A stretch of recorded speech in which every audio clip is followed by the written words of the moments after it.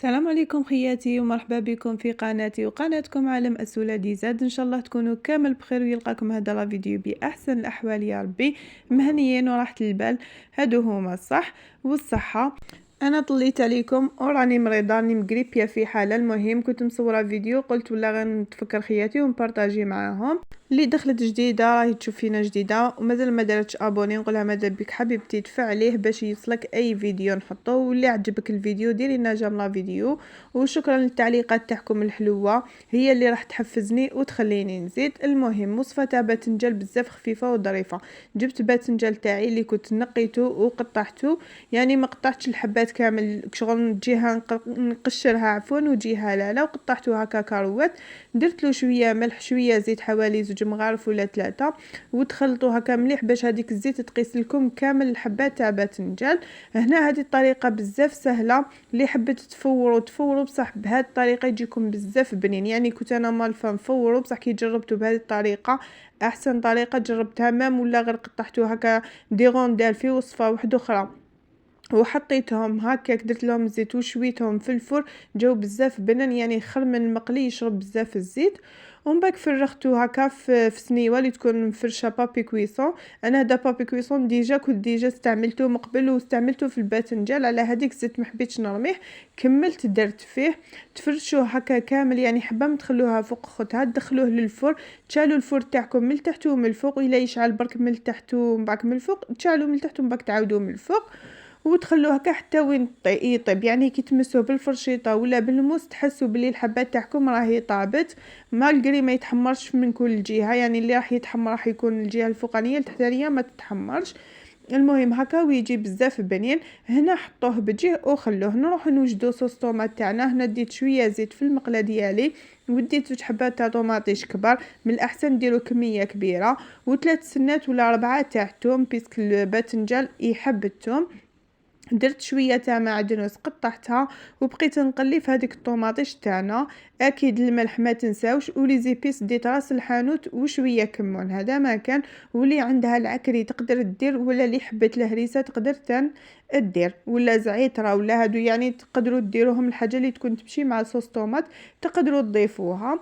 المهم نقليو شويه الطوماطيش تاعنا هذيك هنا غير كي حتى وين تطلق الماء ديالها، يعني نحسوا طوماطيش طابت وبدات تطلق الماء ديالها باش نضيفوا الباذنجان. هنا زدت لها شويه طوماطيش مصبره، اللي حبت تستغنى عليها تنحيها يعني. انا برك باش يجي نحبها تجي حمراء مليح وتزيد لها شويه في البنه. المهم هنا كي الطوماطيش تاعي طلقت كامل الماء تاعها وطابت، درت هذاك الباذنجان. اللي حبت تزيد تقلي بطاطا معاها كاروات صغار وديرها تجي بزاف بنينه. انا مارفه نديرها بالبطاطا تاع بصح خليتها وصفه واحده اخرى ان شاء الله نزيد نبارطاجيها معكم. هنا درت غير باذنجان هكا وجا بزاف بنين، سورتو لا درتو معاها مطلوع ولا الخبز المنفوخ هذاك ولا غير تجي بنه عالميه ما شاء الله. هنا تبقاو تقلوا في هذاك الباذنجان باش يديكم لاصوص تاع الطوماطيش. يعني ما تخلوش الطوماطيش تاعكم حتى تنشف كامل، تخلوا فيها شويه ما وديروا باذنجان باش ما يجيكمش ناشفه. شوفوا هنا لاصوص كيفاش راهي قربت لكم باش تشوفوها، راهي خاتره وطايبه، يعني ماشي مايحه ماشي خفيفه. المهم زدت لها هنا شويه جبن مبشور وخلطتها، يعني هذا الجبن حبيته يدوب فيه وسطها كمشه صغيره برك. ومن بعد زدت لها شويه من الفوق جبن مبشور درت لها كامل على الوجه تاعها وغطيتها.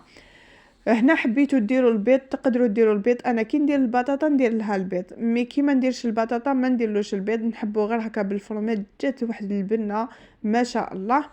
المهم جربوها ورجعوا لي رايكم. هنا غطيتها وخليتها حتى هذاك الفرماج كامل داب، وشوفوا كيفاش الوصفه تاعنا والله غير تغير ما شاء الله، واحد البنه فيها ما نحكي لكمش. هنا اللي حبت تحب جامبو وتحب تزيد لها فلاصوص طوماط هذيك حبه جامبو تقدروا تزيدوا. انا رشيتها بالمعدنوس والكمون اللي ما نستغناش عليه مع المعدنوس كي تكون سورتو كي تكون لاصوص حمراء.